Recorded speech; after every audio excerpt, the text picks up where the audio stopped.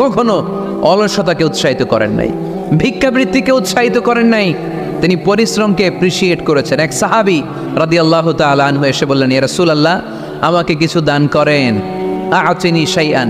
বিশ্বনবী বললেন, তুমি ভিক্ষা করো, তোমার ঘরে কিছু নাই? সাহাবী বললেন, লা ইয়া রাসূলুল্লাহ, কিছু নাই। বিশ্বনবী সাল্লাল্লাহু আলাইহি ওয়াসাল্লাম আবার প্রশ্ন করলেন, কিছুই নাই? সে বলল, হ্যাঁ আছে। কি আছে? একটা জামা আছে, জামা, আর আছে একটা পানি খাওয়ার জগ। দুইটা জিনিস আছে, একটা কি আর একটা পানি খাওয়ার জগ। বিষ্ণু বললেন, দুইটা নিয়ে আস। সাহাবী রাদিয়াল্লাহু তাআলা আনহু জামার জগ নিয়ে এসে বিষ্ণু সাল্লাল্লাহু আলাইহি ওয়াসাল্লামের হাতে দিলেন।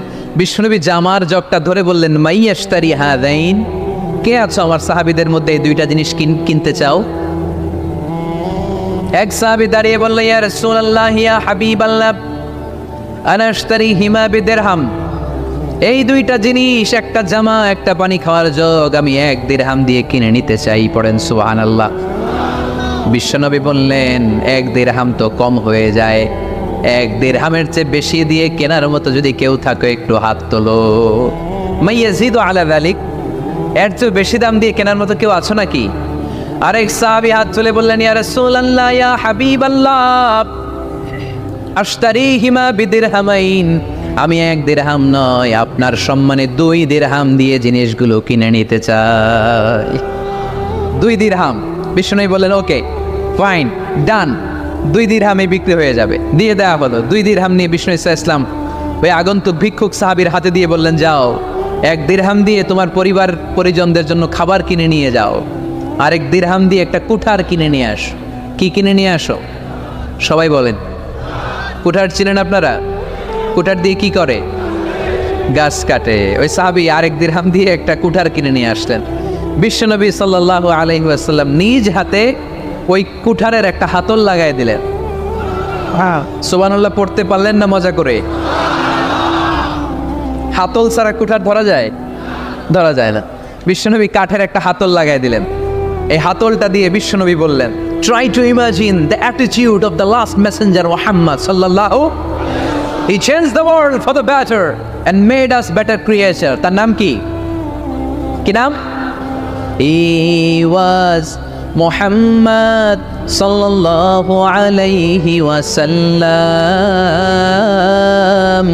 Muhammad, mercy upon mankind, teacher of all mankind, Abul Qasim, Ya Habibi, Ya Muhammad, Ya Shafi'i, Ya Muhammad, Khairu Khalqillahi Muhammad, Ya Mustafa, Ya Imam al-Mursalin, Ya Mustafa, Ya Shafi'i al-Alamin. পড়েন সবাই।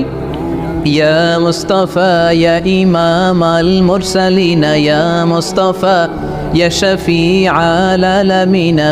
He taught us to be just and kind, and to feed the poor and hungry, help the wafer and the orphan child, and to not be cruel and miserly. His speech was soft and gentle, like a mother stroking her child. His mercy and compassion were most radiant when his smile was Muhammad sallallahu alayhi wa sallam.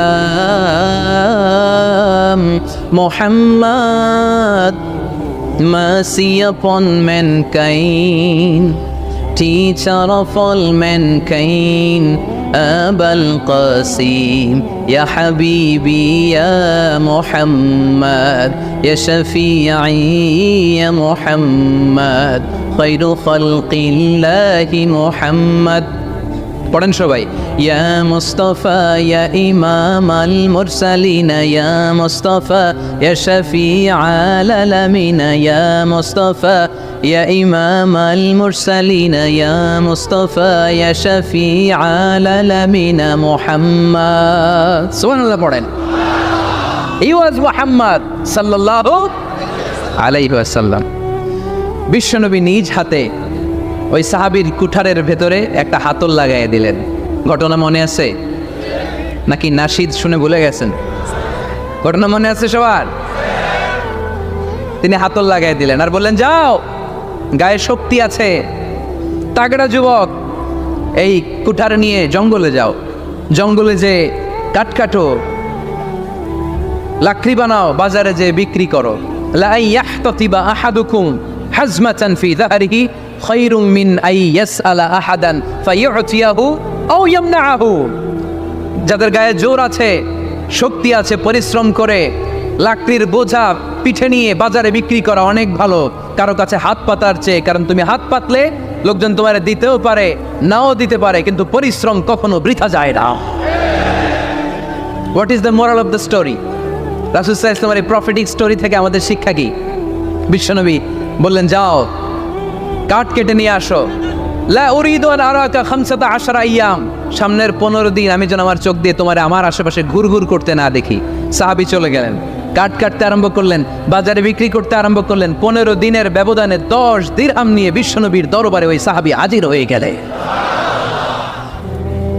10 দিরহাম নিয়ে হাজির হয়ে গেলেন। এসে বলেন, ইয়া রাসূলুল্লাহ, ইয়া হাবিবাল্লাহ, আমি আর দরিদ্র নাই, আমি আর ভিক্ষা করি না, আমি নিজের পায়ে দাঁড়িয়েছি, আমি স্বাবলম্বী হয়েছি, আমি অন্যান্য খেটে খাওয়া মানুষের মতো এখন উপার্জন করে আমার ফ্যামিলির চাহিদা মিটাই। পড়েন সুবহানাল্লাহ। What is the moral of the story? এই প্রফেটিক স্টোরি থেকে আমাদের জন্য শিক্ষা হচ্ছে, বিষ্ণু ঈসা ইসলাম চাইলেই ওই 2 দিরহাম দিয়ে বলতে পারতেন, যাও, এটা দিয়ে খাবার কিনে খাও। দুপুরবেলা খাইতো, রাত্রেবেলা আবার জাকাতের লাইন ধরতো। কথা কন? তার মানে বিষ্ণু ঈসা ইসলাম কাজের প্রতি উৎসাহিত করেছেন। 2 নম্বর লেসন বা শিক্ষা হচ্ছে, বিশ্বনবী সাল্লাল্লাহু আলাইহি ওয়াসাল্লাম পার্মানেন্ট সলিউশন করে দিয়েছেন, স্থায়ী সমাধান। ঠিক কিনা? আমরা প্রায় জাকাতের শাড়ি দেই, লুঙ্গি দেই, আছে না নাই? আলহামদুলিল্লাহ, আপনাদের গাজীপুরে বোধহয় এগুলো নাইটাই, এখানে নাই, আছে। যদি থেকে থাকে এই ট্র্যাডিশন আপনারা বন্ধ করবেন। জাকাতের শাড়ি বলতে কোনো শাড়ি নাই, জাকাতের লুঙ্গি বলতে কোনো লুঙ্গি নাই। কারণ জাকাতের শাড়ি আর জাকাতের লুঙ্গি যদি আপনি বিতরণ করেন, আর সামান্য সয়াবিন তেল আর চাল ডাল যদি আপনি প্যাকেট করে দিয়ে দেন, তাহলে 1 মাস পরে আবার যে সে আরেক জায়গায় জাকাতের লাইনে দাঁড় হয়ে যাবে। চিল্লা এখন, ঠিক কিনা? এজন্য আপনাকে পার্মানেন্ট সলিউশনের ব্যবস্থা করতে হবে। আমি সব জায়গায় বলি যে প্রতিটি জেলার বিজনেস ম্যাগনেট যারা আছেন, তারা সবাই মিলে একটা জাকাত ম্যানেজমেন্ট প্ল্যাটফর্ম গড়ে তুলুন। সেখান থেকে এমনভাবে জাকাত দিন যাতে মানুষ স্বাবলম্বী হতে পারে। স্বাবলম্বী বানানোর জন্য, দারিদ্র বিমোচনের জন্য জাকাত এসেছে, জাকাতের শাড়ি লুঙ্গি বিতরণের জন্য নয়। আর জাকাতের শাড়ি এত পাতলা, মশারি কি পাতলা, এর চেয়েও পাতলা। দেখছেন কখনো? এটারে একবার ধোয়ার পরে দ্বিতীয়বার পরা যায় না। একবার ধোয়ার পরে শাড়ির দিকে তাকাইলে শাড়ি আমনের দিকে বেশকি মেরা থাকো। কথা বলেন, ঠিক কিনা? এইভাবে শাড়ি লুঙ্গি দেয়া যাবে? এভাবে তো শাড়ি লুঙ্গি বিতরণ করলে যারা লাইন ধরে জাকাত নিতে আসলো, এই আল্লাহর বান্দাদেরকে অপমান করা হয়। আর আল্লাহ বললেন, ওয়ালাকাদ কাররামনা বানি আদম, আমি পুরো বানি আদমকে সম্মানিত করেছি। ফেরেশতার সম্মান বেশি না মানুষের? বুঝে শুনে বললেন, কার? তুমি মাটির আদমকে প্রথম সৃষ্টি করিয়া ঘোষণা করিয়া দিলে শ্রেষ্ঠ বলিয়া, তাই তো নূরের ফেরেশতা করে আদমকে সেজদা। সুবহানাল্লাহ পড়েন। তাই তো নূরের ফেরেশতা করে আদমকে সেজদা, সবার চেয়ে সম্মান দিলে মাটির আদমকে। পড়েন, আল্লাহু আল্লাহু তুমি জাল্লে জালালুহু, শেষ করা তো যায় না গে তোমার গুণগান। আল্লাহু আল্লাহু, সুবহানাল্লাহ পড়েন। আহা, মানুষের মর্যাদা সবচাইতে বেশি। এজন্য জাকাত যারা নিতে আসে তাদেরকে অপমান করা যাবে না। এর কারণ, জাকাত দিয়ে আপনি কোনো করুণা করেননি, বরং ওরা জাকাত নিয়ে আপনাকে এই ফরজ ইবাদত করার সুযোগ করে দিয়ে আপনার প্রতি করুণা করে গিয়েছে। আওয়াজ করে বলেন, ঠিক কি না? অনেকে মনে করে আমি জাকাত দিয়ে আমি মনে দয়া করছি, আমি মনে হয় করুণা করছি। আচ্ছা, যারা গরিব ওরা যদি জাকাত না নেয় ওর সমস্যা আছে? নিমু না জাকাত, কিন্তু আমি যদি বলি দিমু না, আমার খবর আছে না নাই? আমার জন্য দেয়া ফরজ, ওর জন্য নেয়া ফরজ না। তাই আমি দিয়ে করুণা করিনি, ও আমার কাছ থেকে জাকাত নিয়ে জাহান্নামের আগুন থেকে আমাকে বাঁচিয়ে ও আমাকে দয়া দেখিয়েছে।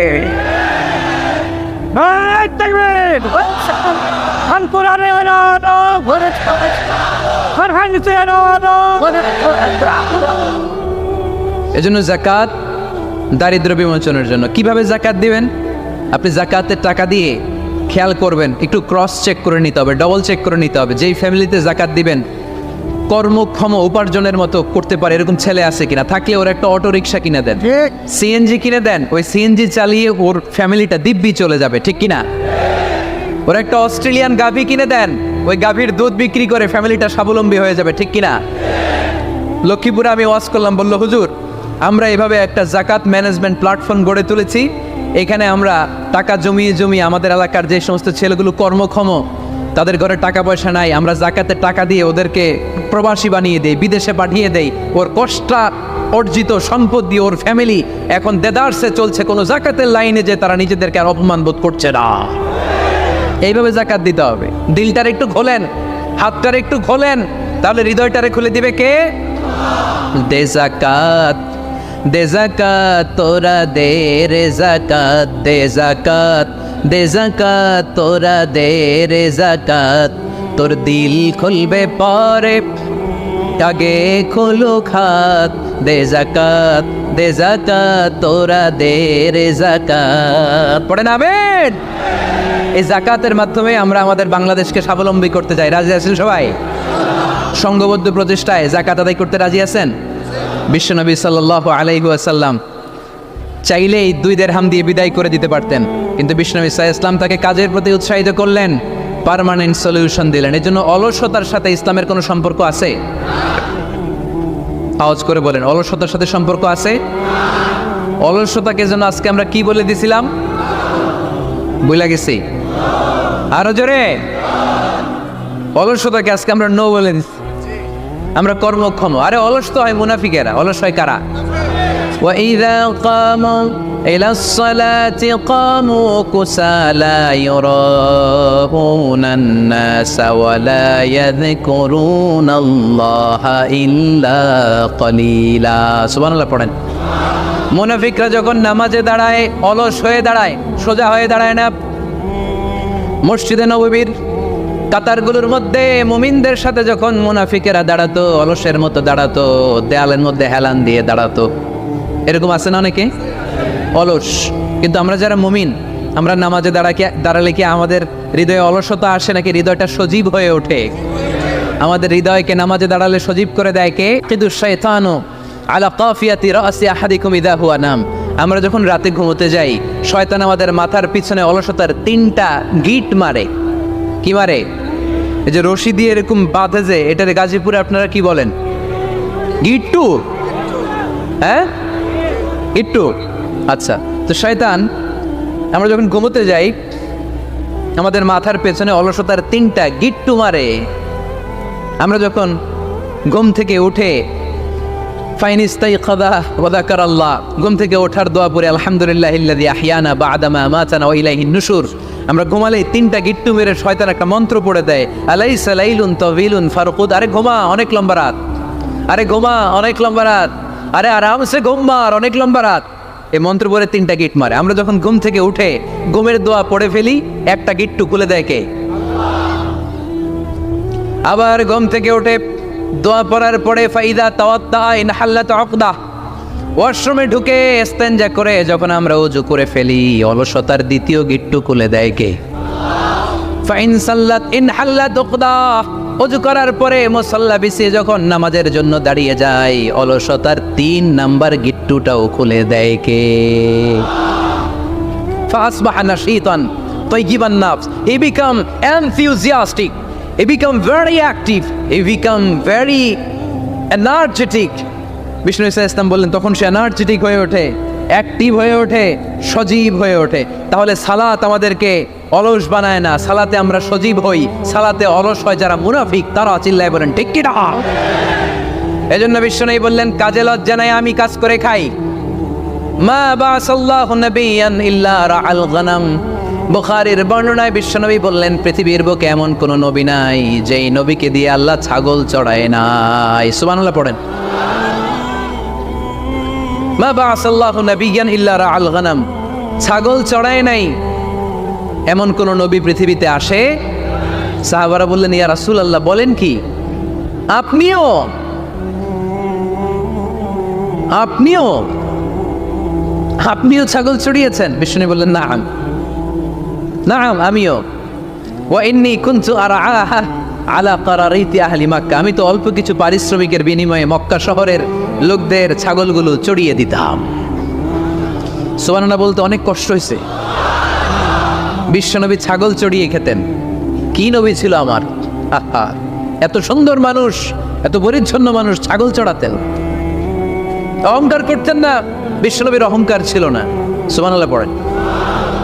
শুধু কি বিশ্বনবী, সব নবীকে দিয়ে আল্লাহ ছাগল চড়িয়েছেন। কারণ ছাগল হচ্ছে খুব টেরা একটা প্রাণী, তাই না? ছাগল এত টেরা, ছাগলের গলার রশি ধরে যদি আপনি ডানে টান দেন, এটা কোন দিকে যাবে? বায়ে টান দিলে, সামনে টানলে, পিছনে টানলে পারা যায় কিছু?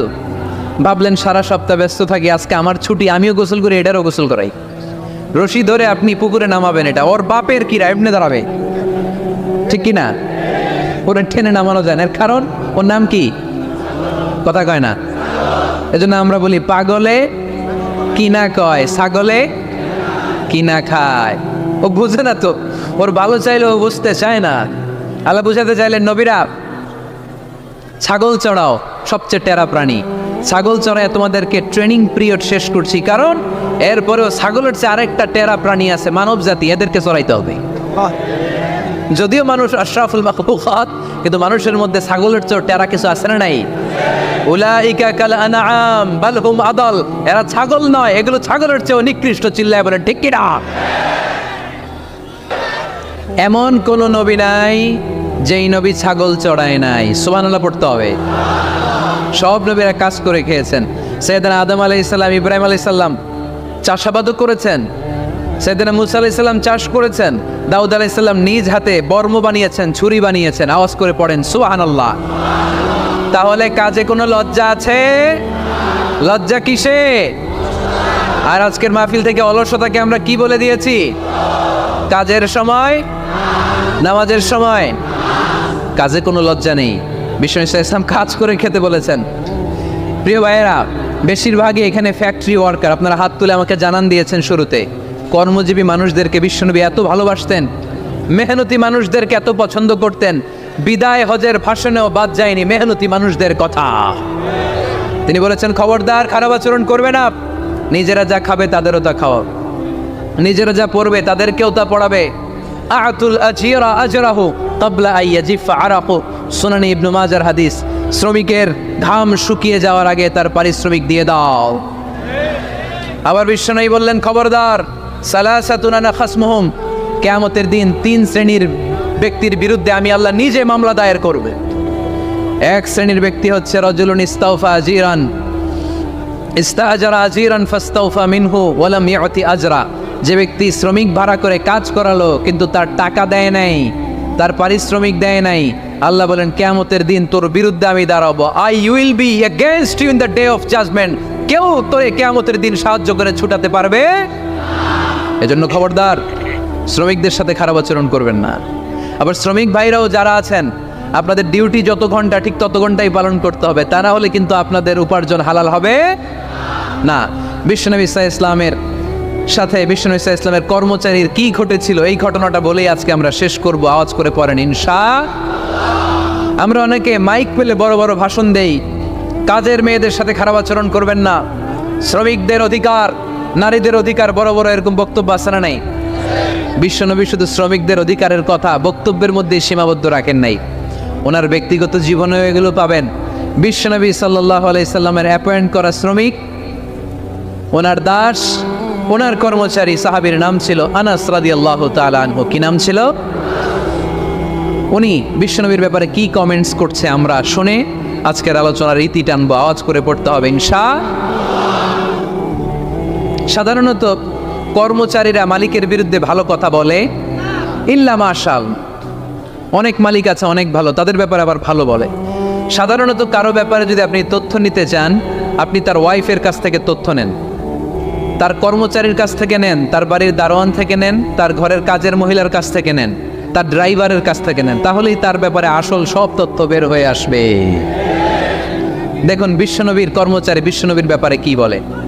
সাহাবীর নাম সবাই বলতে হবে, সাহাবীর নাম রাদিয়াল্লাহু তাআলা আনহু। উনি বললেন, বিশ্বনবী যখন মক্কা থেকে মদিনায় হিজরত করলেন, হাজার হাজার মদিনাবাসী বিশ্বনবীর সাথে দেখা করতে গেল। যারাই দেখা করে সবাই বিশ্বনবীর হাতে কিছু না কিছু হাদিয়া দেয়। যারাই দেখা করে হাতে করে বিশ্বনবীর হাতে কিছু না কিছু দিয়ে দেয়। সুবহানাল্লাহ পড়ে। তাহাদাও তাহাব্বু, একে অপরকে হাদিয়া দিবেন, মহব্বত বাড়াই দিবে কে? হাজব্যান্ড স্ত্রীকে গিফট করবেন, স্ত্রী আবার হাজব্যান্ডকে গিফট করবেন, বন্ধু বন্ধুকে গিফট করবেন, গার্লফ্রেন্ড আবার বয়ফ্রেন্ডের গিফট করতে যায় না। তাহলে ভেজাল আছে না নাই? চেক এন্ড ব্যালেন্স করতে হবে। আমি প্রায় বলি, ভালোবাসবেন জায়গা মতো, স্ত্রীকে ভালোবাসলেও সওয়াব আছে না নাই? স্ত্রীর সাথে অন্তরঙ্গ সময় কাটালেও সওয়াব আছে না নাই? কিন্তু এই সময় যদি শালীর সাথে কাটান, ঝামেলা আছে না নাই? ভাবির সাথে কাটালে ভেজাল আছে না নাই? যারাই বিশ্বনবীর সাথে দেখা করে সবাই বিশ্বনবীর হাদিয়া দেয়। সাইয়েদনা আনাস রাদিয়াল্লাহু তাআলা আনহু বর্ণনা করেন, আমার আম্মা যেন দেখা করতে আসলেন আমাকে নিয়ে, আমি ছোট্ট আনাস। আমার আম্মা জান দেখলেন, লাম ইউবকি রাজুলুন ওয়ালা ইমরাআতুন মিনাল আনসার ইল্লা আতহাফাকা বিতুহফাতিন ইয়া রাসূলুল্লাহ। আমার আম্মা এসে বলে, ও রাসূলুল্লাহ, মদিনার যারাই আপনার সাথে দেখা করতে আসলো সবাই এসে আপনারে হাদিয়া দেয়। ওয়া ইন্নী লা আকদিরু আলা মা উতহিফুকা বিহি, ও নবী আমার তেমন কোনো সাধ্য নাই যে আমি আপনারে হাদিয়া দেব, আমার কাছে কোনো টাকা পয়সা নাই। ছোট্ট ছেলে আনাস রে নিয়ে এসে বলল, ইয়া রাসূলুল্লাহ, মদিনার সব লোকের আপনার সাথে দেখা করে আর হাদিয়া দেয়, আমি গরিব মানুষ, আমি আপনারে কি হাদিয়া দেব গো নবী? আমার তো হাদিয়া দেওয়ার মতো কিচ্ছু নাই। ইল্লা ইবনি আদা, আমার নাড়ছেরা ধন, আমার কলিজার টুকরা সন্তান এই আনাস ছাড়া আমি আমার কলিজার টুকরা সন্তান আনাস রে আপনারে হাদিয়া দিয়ে দিলাম। খুদ আদা, ইয়া রাসূলুল্লাহ, আমার সন্তান আনাসকে আপনি নেন। ইয়াখদুমুক মা বাদালাক, সে যদ্দুর পারে আপনারে খেদমত করবে। সাইয়েদনা আনাস বলেন, সেদিন থেকে আমি বিশ্বনবীর খাদেম। কি আর খেদমত করব? নবীর মেসওয়াক এনে দেই, জামা এনে দেই। 10 বছর খেদমত করার পরে বিশ্বনবীর খাদেমের মুখে শুনুন বিশ্বনবী কেমন আচরণ করতেন সাইয়েদনা আনাস রাদিয়াল্লাহু তাআলা আনহুর সাথে। সাইয়েদনা আনাস বলেন, খাদিমতু রাসূলুল্লাহি 10 সিনিন, 10টি বছর আমি আমার বিশ্বনবীর পেয়ারা নবীর খেদমত করলাম। ফামা দারাবানি, একদিনের জন্য বিশ্বনবী আমার গায়ে হাত তোলে নাই। পড়েন সুবহানাল্লাহ। ওমা সাব্বানি, একদিনের জন্য আমার গালি দেয় নাই, বকা দেয় নাই। ওমা আবাসা ফি ওয়াজহি, একদিনের জন্য বিশ্বনবী বিরক্তির চেহারা নিয়ে আমার দিকে তাকায় নাই, ভ্রু কুচকে এরকম আমার দিকে তাকায় নাই। আমরা রেগে গেলে, বিরক্ত হলে কি করি? আমাদের ভ্রুগুলো কুচকে যায়। আনাস রাদিয়াল্লাহু তাআলা আনহু বললেন, একদিনের জন্য আমারে পিট্টি দেয়া তো দূরের কথা, আমাকে পিটানি দেয়া তো দূরের কথা, আমাকে মারে নাই, আমাকে গালি দেয় নাই, কোনোদিন আমার দিকে বিরক্তির সাথে তাকায় নাই।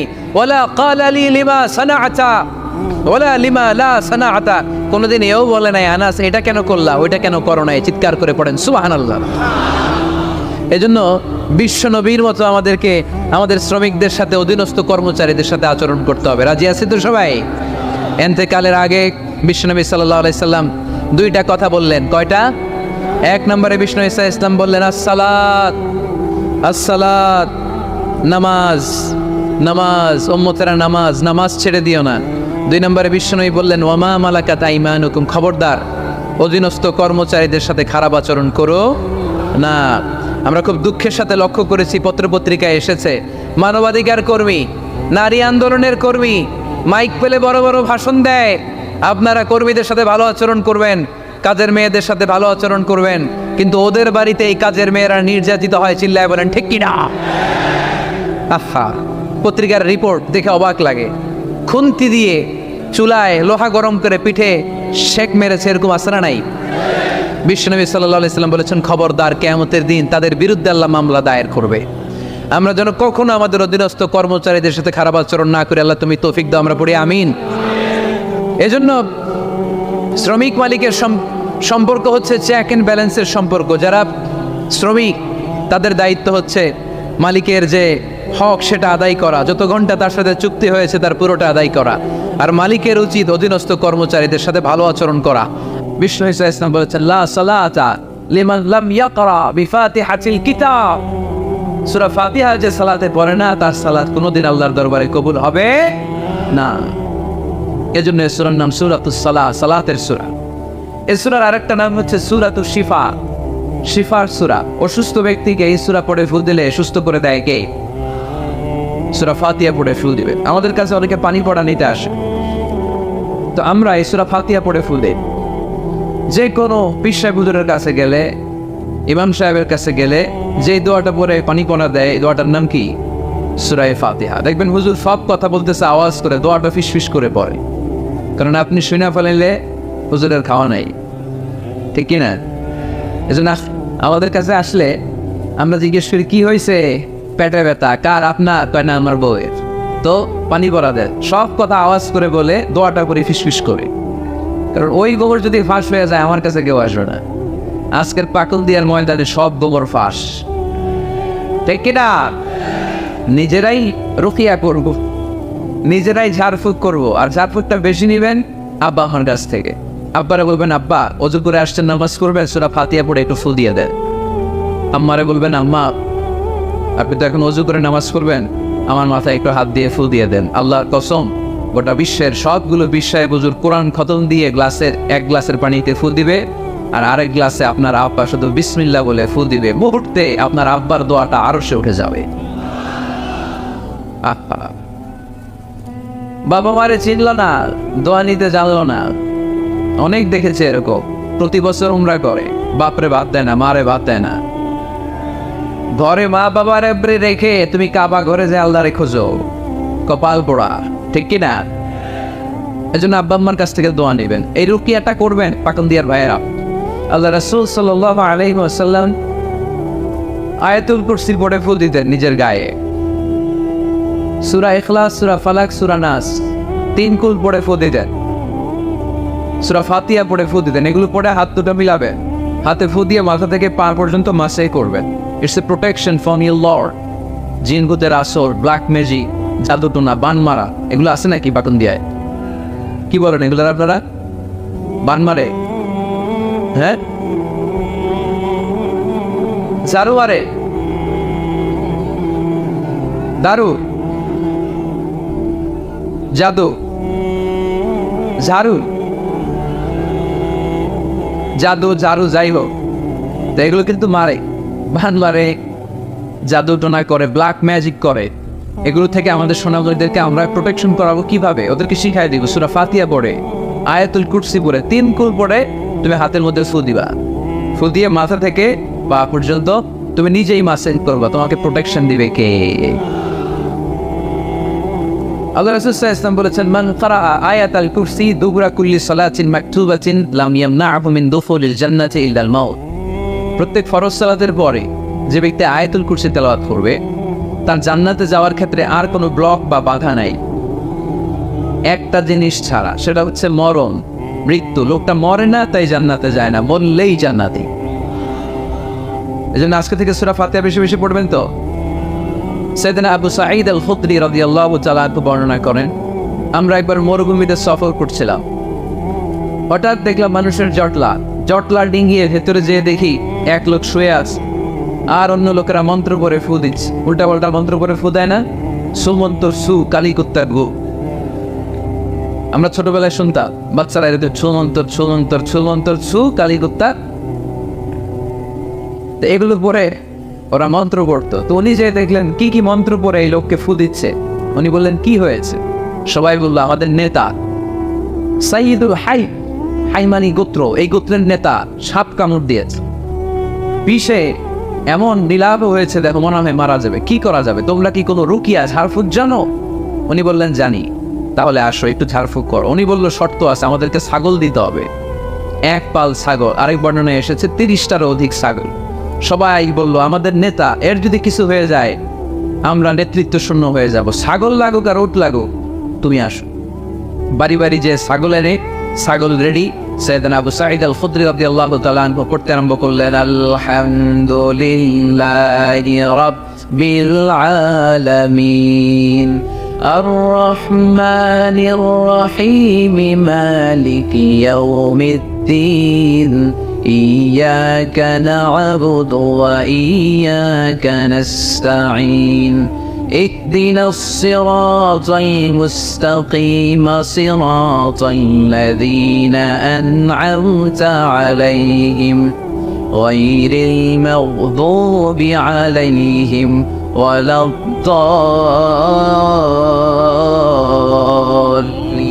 পড়েন আমি।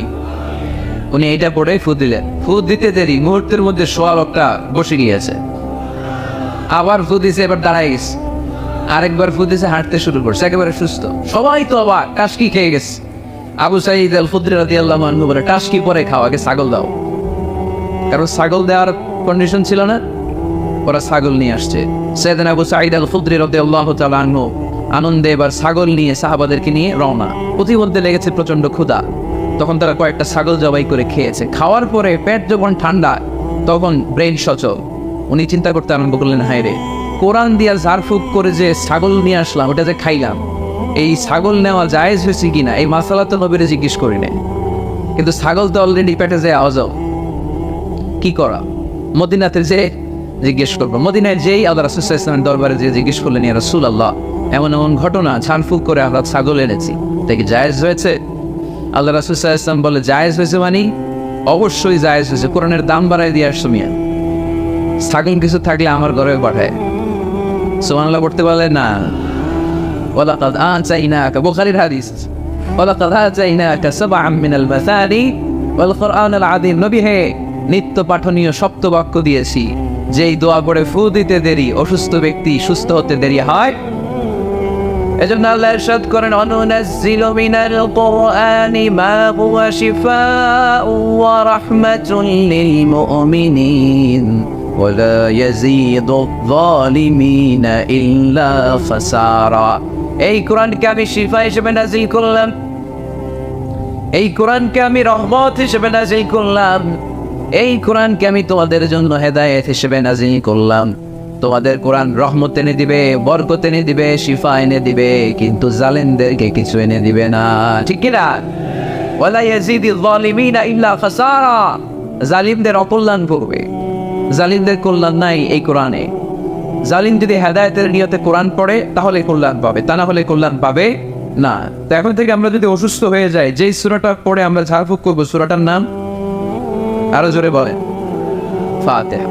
এই সূরাটা কোরআনের ধারাক্রম অনুসারে 1 নম্বর সূরা, নাম্বার 1। কয় নাম্বার? 1 নম্বর। এই সূরাটা মক্কাতুল মুকাররমায় নাযিল হয়েছে, তাই এটি মাক্কি সূরা। কি সূরা? মাক্কি সূরা। এই সূরার আয়াত সংখ্যা 7টি। কয়টি? এবার আমি প্রশ্ন করব, আপনারা উত্তর করবেন আওয়াজ করে। সূরার নাম, ক্রমিক নাম্বার, আয়াত সংখ্যা। সূরাটা মাদানী। কি সূরা? মনে থাকবে তো? আসলে প্রতিদিন এই সূরাটা পড়ি, এই সূরাটার তাৎপর্য কি, মর্মবাণী কি আমাদের জানার দরকার আছে না? কিন্তু আমরা অনেকেই জানি না। জানি আরব বিশ্বে দেখবেন, ওনারা যখন তারাবির সালাত পড়ে, আযাবের আয়াত আসলে কাঁদে। পাকুন দিয়ে আপনারা কাঁদেন? জান্নাতের আয়াত আসলে দরাজ গলায় তেলাওয়াত করে। আপনারা কি করেন? আমরা করি না। কারণ ওনারা কি পড়ছেন সেটা তাৎপর্য আর মর্মবাণী ওনারা অনুভব করছেন। গত বছরের আগের বছর না, গত বছর আমি হজে শাইখ আব্দুর রহমান আস-সুদাইসির পেছনে নামাজ পড়লাম। উনি যখন সূরা কুরাইশ তেলাওয়াত করছেন, ফালিয়াবুদু রাব্ব হাযাল বাইত, এটা বলে তিনি কেঁদে দিলেন।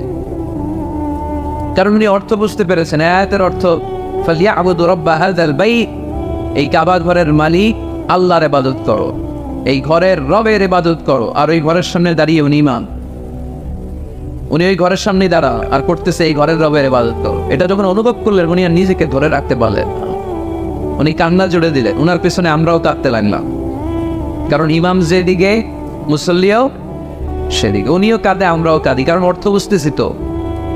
আবার জান্নাতের আয়াত আসলে এমন সুরের ঝংকার তুলে তিনি তেলাওয়াত করে, মনে হচ্ছে যেন এখনই উপর থেকে রহমত নাজিল হচ্ছে। ঠিক কি না? আমরা যখন তারাবির সালাত পড়ি, আমাদের কখন যে আযাবের আয়াত গেল, কখন যে জান্নাত গেল, আর কোন দিক দিয়ে জাহান্নাম গেল, কোন দিক দিয়ে ইউসুফ নবীর কাহিনী গেল, কোন দিক দিয়ে আমার নবীর ঘটনা গেল, কিছু টের পাই। শুধু আমরাই টের পাই না এমনটা না, যিনি পড়াচ্ছে উনিও টের পায়। ঠিক কিনা? এজন্য আমাদের চোখ দিয়ে দাঁড় দাঁড় করে পানি নামে না, আমরা অশ্রুসিক্ত হই না। জান্নাতের আয়াত আসলে আমাদের মজা লাগে না, কোরআনটারে মজা লাগাইতে হবে। ঠিক কিনা? আত-তাজির আস-সাদুক আল-আমিন মা আন-নাবিয়্যিন ওয়াস-সিদ্দীকিন ওয়াশ-শুহাদা'i ওয়াস-সালিহিন। আমানতদার সত্যবাদী ব্যবসায়ী কিয়ামতের দিন নবীদের সাথে, শাহীদদের সাথে, সিদ্দীকিনদের সাথে, সৎ কর্মশীল ব্যক্তিদের সাথে দাঁড়িয়ে যাবে। চিৎকার করে পড়েন সুবহানাল্লাহ। এজন্য নতুন নতুন যত আইডিয়া আছে এগুলো আমাদের মাথা থেকে বের করতে হবে, তাহলেই আমাদের ব্যবসায় বরকত দিবে কে? সম্মানিত সুধী, তাই বলছিলাম আমরা নিজের পায়ে দাঁড়াতে চাই, আমরা কিছু করে দেখাতে চাই, আমরা স্বাবলম্বী হতে চাই, পরিশ্রম করতে হবে। পরিশ্রমের কোনো বিকল্প নেই। There is no alternative way to struggle. Struggle তোমাকে করতেই হবে। কেউ তোমাকে তোমার জন্য স্পেস তৈরি করে দিবে না। এই পৃথিবীতে কেউ কাউকে জায়গা দেয় না, এই পৃথিবীতে এসে জায়গা করে নিতে হয়। চিৎকার দিয়ে বলো ঠিক কিনা? হুঙ্কার দিয়ে পৃথিবীবাসীকে জানিয়ে দিতে হয় আমি এসেছি। মায়ের পেট থেকে যখন আমরা বেরোই আমরা কি বলি? ওয়াও ওয়াও বলে নিজের অস্তিত্বের জানান দেই যে আমি এসেছি, এই পৃথিবীতে আমি জায়গা করে নিতে এসেছি। Life is not a bed of roses. এই পৃথিবী ফুলের বিছানো সজ্জা নয়। এখানে কষ্ট করতে হবে, পরিশ্রম করতে হবে, ঘাম ঝরাতে হবে। পরিশ্রমের ঘামে যে লোনা পানি থাকে, ওই লোনা পানিতে জন্ম নেয় সফলতার বীজ। এজন্য পরিশ্রম করতে হবে। সব নবীরা পরিশ্রমী ছিলেন, সব নবীরা কাজ করেছেন। সূরা জুমার এই 10 নম্বর আয়াতে আল্লাহ তাআলা আমাদেরকে মোটিভেট করে শিখাতে চেয়েছেন যে স্বাবলম্বী হও, নিজের পায়ে দাঁড়াও, কাজের সময় কাজ, নামাজের সময় নামাজ। আজকে এই স্লোগানটা এই মাহফিলের শুরুতে, মাঝখানে, শেষে বারবার বলে আমরা মুখস্থ করে নিয়ে যাব। কাজের সময়, সবাই বলেন নাই তো? সবাই বললে তো এই প্যান্ডেল কাঁপতে শুরু করবে। কাজের সময় এইভাবে আওয়াজ করতে হবে, পারা যাবে? নামাজের সময়, কাজের সময়, নামাজের সময়, সিনেমা দেখার সময় দেখা যাবে না? কাজের সময়, নামাজের সময়, এটা মনে থাকবে? মুখস্থ করা যাবে তো? আল্লাহ রাব্বুল ইজ্জা সূরাতুল জুমার 10 নম্বর আয়াতে মূলত আমাদেরকে এই মেসেজটাই দিতে চেয়েছেন। কাজের সময় কাজ, নামাজের সময়। فَإِذَا قُضِيَتِ الصَّلَاةُ فَانتَشِرُوا فِي الْأَرْضِ وَابْتَغُوا مِنْ فَضْلِ اللَّهِ وَاذْكُرُوا اللَّهَ كَثِيرًا لَعَلَّكُمْ تُفْلِحُونَ। সুবহানাল্লাহ পড়েন। আল্লাহ বললেন যখন তোমাদের নামাজ শেষ হয়ে যায়, ফাইদা কুদিয়াতিস সালাতু, যখন সালাত শেষ হয়ে যায়, ফান্তাশিরু ফিল আরদি, জমিনে ছড়িয়ে পড়ো, ওয়াবতাগু মিন ফাদলিল্লাহ, আল্লাহর দেয়া ফজল তালাশ করো, রিজিক তালাশ করো, ওয়াযকুরুল্লাহা কাসীরান, আল্লাহর জিকির বেশি বেশি করো, লাআল্লাকুম তুফলিহুন, তোমাদেরকে সফল বানায়া দিবে কে? সিস্টেমটা খেয়াল করেন। ফাইদা কুদিয়াতিস সালাহ, যখন সালাত শেষ, ফান্তাশিরু ফিল আরদ, when you are done with your salah, spread out to your workplace, তোমার কাজের জায়গায় চলে যাও। নাকি মসজিদে বসে থাকবেন? নামাজ শেষে কি করতে হবে? কাজের জায়গায় চলে যেতে হবে। এটা ইসলামের নিয়ম, এটা বিশ্বনবীর সুন্নাত, এটা আল্লাহর দেয়া পদ্ধতি। ফাইদা কুদিয়াতিস সালাতু, যখন সালাত শেষ হয়ে যাবে, ফান্তাশিরু ফিল আরদ, জমিনে ছড়িয়ে পড়ো, ওয়াবতাগু মিন ফাদলিল্লাহ, আল্লাহর রিজিক তালাশ করো। জমিনের মধ্যে আল্লাহর ফাদাল আছে, রিজিক আছে, এই রিজিকগুলো তালাশ করো। মসজিদে বসে থাকলে এই ফদল বা রিজিক কি পাওয়া যাবে? যাবে না। মসজিদে ঢুকলে রহমত পাওয়া যায়। গাজীপুরের ভাইয়ের আওয়াজ তুলে বলেন, মসজিদে ঢুকলে কি পাওয়া যায়? এজন্য মসজিদে যখন আমরা ঢুকি, কোন পা দিয়ে ঢুকি? ডান পা দিয়ে ঢুকেই আমরা বলি আল্লাহুম্মা ফতাহলি আবওয়াবা রাহমাতিক, O Allah open for us the door of your mercy, Allah আমাদের জন্য আপনার সব রহমতের দরজাগুলো খুলে দেন। কারণ মসজিদে ঢুকলেই রহমত দেয় কে? আর মসজিদ থেকে যখন বের হই তখন রহমত নয়, তখন পাওয়া যায় ফদল। যে ফদলের কথা আল্লাহ ইয়াতে বললেন, ওয়াবতাগু মিন ফাদলিল্লাহ, এই ফদল মানে হচ্ছে রিজিক। তাই মসজিদ থেকে যখন বেরোই কোন পা দিয়ে বেরোই? আর কি দোয়া পড়ি? আওয়াজ করে বলেন, আল্লাহুম্মা ইন্নী আসআলুকা মিন ফাদলিক, মানে হে আল্লাহ আমি আপনার কাছে আপনার ফদল চাই, রিজিক চাই। দুনিয়ার কেউ রিজিক দিতে পারে না, রিজিক দিতে পারে কে? এই রিজিক আমি আপনার কাছে চাই। আবার আল্লাহ বললেন হুয়াল্লাযী জাআলা লাকুমুল আরদা যালুলান ফামশু ফি মানাকিবিহা ওয়া কুলু মির রিজকি ওয়া ইলাইহিন নুশুর। তিনি তো এমন সত্তা যিনি তোমাদের জন্য জমিনটারে বানিয়েছেন সাহালাতুল মাসালিক, সহজে হাঁটা যায়, চলা যায়, চারা বীজ রোপণ করা যায়, চাষাবাদ করা যায়। আল্লাহ বললেন জমিনের আনাচে কানাচে ঘুরে বেড়াও, জমিনের মধ্যে তোমাদের জন্য রিজিক রেখে দিয়েছে কে? এই জমিনের সব জায়গায় রিজিক আছে। আপনি জমিনের পাহাড়ে যাবেন, পাহাড়েও রিজিক আছে। জানেন পাহাড়ে কি চাষ হয়? হ্যাঁ, জুম চাষ হয়। বাংলাদেশের পাহাড়ে জুম চাষ হয়, আর মালয়েশিয়ার পাহাড়গুলোতে সব চাষ হয়। মালয়েশিয়া একটা জায়গা আছে ক্যামেরুন হাইল্যান্ড, ভাই গেছিলেন নাকি? ৬,০০০ ফিট উপরে, ঠান্ডা, প্রচণ্ড ঠান্ডা। আমি প্রায়ই যাই, ওখানকার চা বাগানের স্নিগ্ধ হাওয়া আমাকে টানে খুব, বাতাসটা খুবই ক্লিন, ভাল লাগে। ওই ক্যামেরুন হাইল্যান্ডে ৬,০০০ ফিট উপরে ওরা করেছে ফুলের বাগান, ফলের বাগান, চায়ের বাগান, স্ট্রবেরির বাগান, মধুর চাষ করে। আর এই ৬,০০০ ফিট উপরে এই ভেজিটেবলস আইটেমগুলো দিয়ে তারা পুরো মালয়েশিয়ার খাদ্যদ্রব্যের যত সংকট, সব সংকট তারা দূরীভূত করেছে। সুবহানাল্লাহ পড়েন। তো ওনারা পাহাড়ের উপর চাষ করে, আর আমরা সমতল জায়গায় চাষ করতে চাই না, চাষাবাদ করতে